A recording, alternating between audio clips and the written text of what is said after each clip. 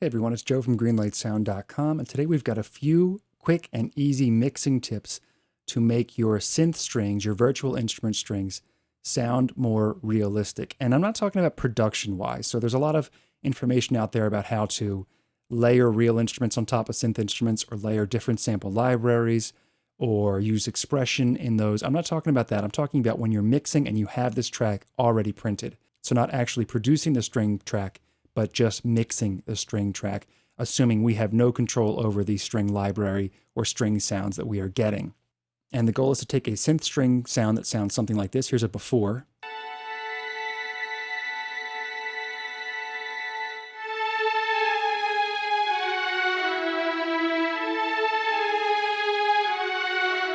To something like this.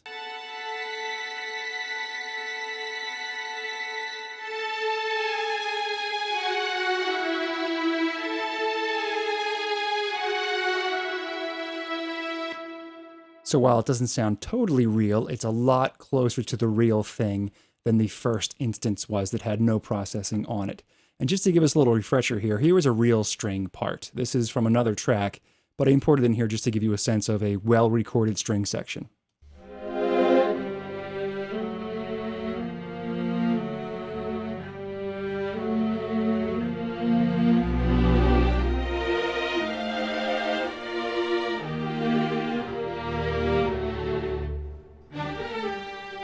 So that's the real thing. That's the real deal recorded string parts. That's our goal. That's what we're trying to match the level of realism of. We're not going to be able to match it 100%, but we can get a lot closer than that raw synth part was. So first step in the process is going to be to EQ the synth part. Usually in synth string parts, you're going to have a little bit of kind of nosiness in the upper mid-range that is the first clue that it's not real. Sometimes in the mid-range itself too, but the upper mids especially. Maybe it's a softening of the high end too, not quite as brilliant in the high end as the real string parts are. So we can fix that with some really broad EQ strokes to begin with. So I have the McDSP 6050 Ultimate Channel Strips, which gives some really easy, broad EQ options. At around 13K, I boosted the tiniest little bit, a little over 1 dB to kind of open up that top end. 936, right before 1K, right where those mids are, I'm pulling out a ton. I'm pulling out 8.1 dB, and that's where all that kind of phony sound comes from. Let me bypass all the other plugins, just get this one on here. Get the compressor off, get the saturator off. Okay, here's just the EQ moves that I made. Without the EQ,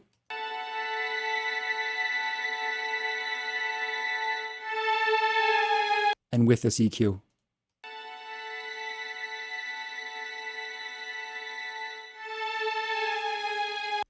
I'll play with the midband here so you can hear how much I took out.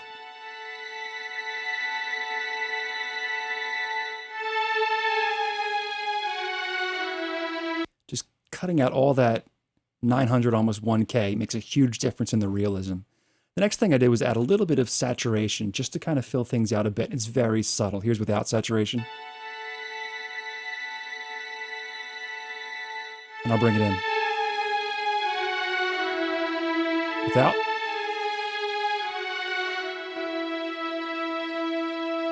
I would bring it down even a little bit farther and maybe bring that tone up a little bit.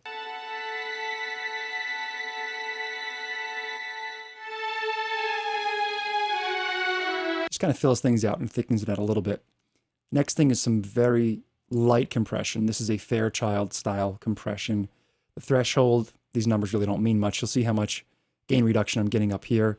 A mid-range time constant, so kind of a slow attack and release.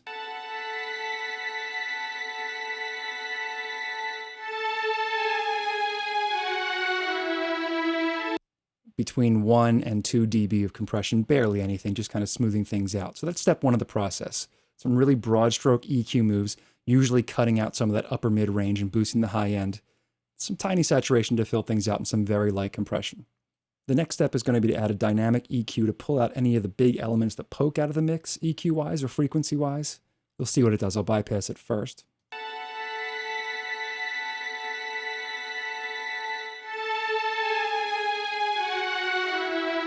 And engaged.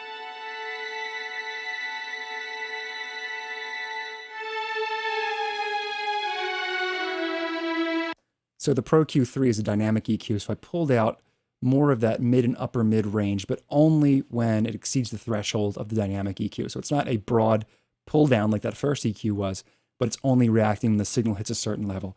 I also did a little boost in the low end here to kind of bring the cello part out a little bit more. Next step is to add an exciter to the mix. And in this case, I'm actually exciting the top end and the upper mid range, and that adds some extra sparkle and saturation, some harmonic material that's not really even there in the original version. So I'll engage this plugin. This is Neutron's exciter module.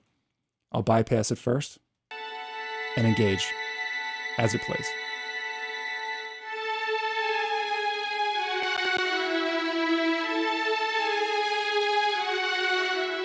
It just really opens up that top end almost too much. I might have overdone it just a little bit. Let me bring that drive down a little on the top end.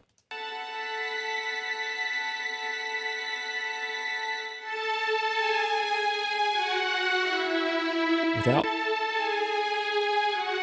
Back in.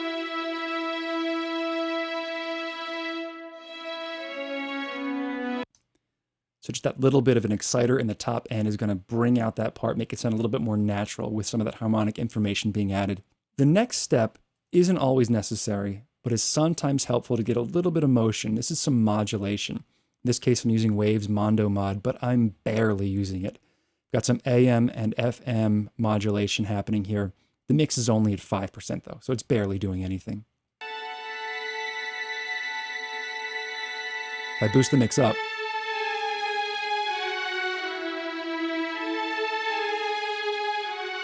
and bring it back down.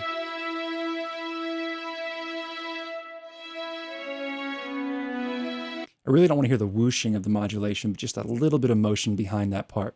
And the last step is to put these strings in a space. And in this case, I'm using Illusion from Liquid Sonics as a reverb.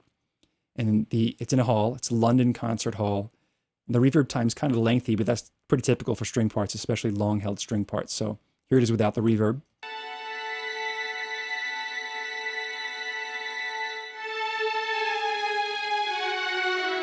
And with the reverb engaged.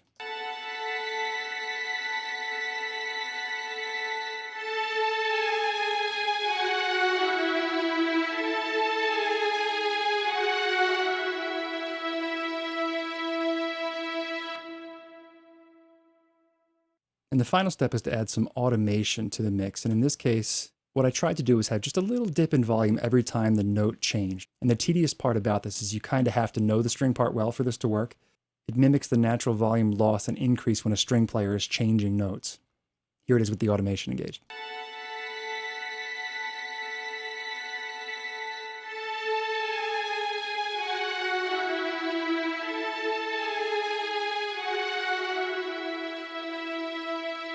And I'm just barely moving that fader. So again, as a reminder, here's where we came from.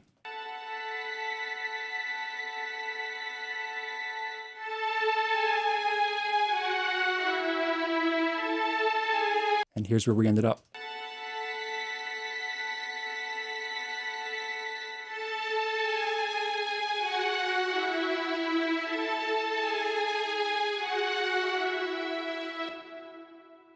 So you're probably not going to fool string connoisseurs, but it's a lot closer to the real thing than we had initially gotten without changing sample libraries, without messing with any of the expression of the actual library itself, but just with some easy mixing moves. And just to recap, we're really doing some broad EQ to cut out the upper mid-range, boost the top end a bit, some slight saturation and compression, dynamic EQ for any things that are kind of poking out at a certain level, a little bit of an exciter on the upper mid-range and upper end of the frequency spectrum, some slight modulation for some motion. This one's not always needed, and a nice reverb that will mimic a space to put those strings in.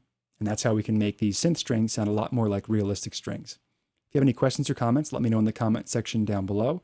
Don't forget to subscribe if you haven't done so already so we can keep you in the loop as to what's coming up next, and I'll see you in the next one.